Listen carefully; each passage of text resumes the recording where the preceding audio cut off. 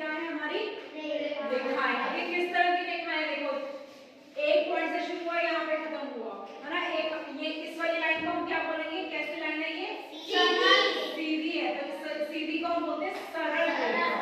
क्या बोलेंगे, और ये जो है ये हमारी कैसी है, टेढ़ी मेढ़ी। टेढ़ी मेढ़ी को क्या बोलेंगे, वक्र रेखा।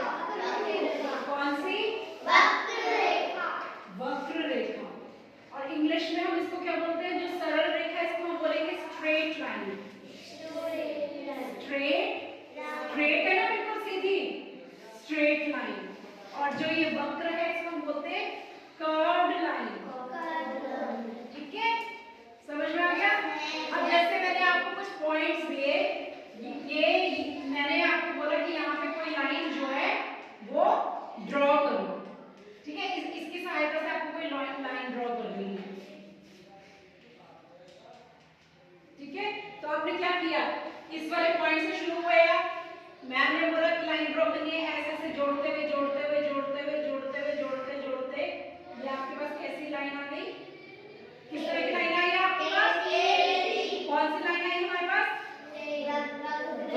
वक्र रेखा। इसको बोलते हैं वक्र रेखा या फिर कर्व्ड लाइन, वक्र रेखा। और दूसरी हमारे पास कैसी आई, क्या आई, स्ट्रेट सीधी लाइन, सरल रेखा। इसको हम क्या बोलते हैं, सरल रेखा या फिर स्ट्रेट लाइन।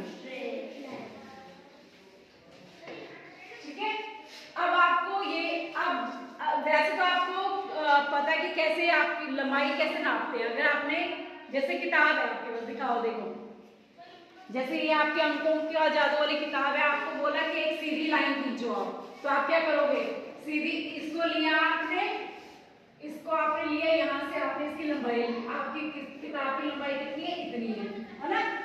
पर अगर हम इसको स्केल से नापेंगे, स्केल होता है क्या बोलते हैं हिंदी में उसको, पटरी। पटरी से अगर आप मेजर करोगे तो कैसे मेजर करना है, जब पटरी में सबसे पहले क्या कैसे होता है, 0 से शुरू होता है, ऐसे होता है ना आपका स्केल, यहाँ 0 होता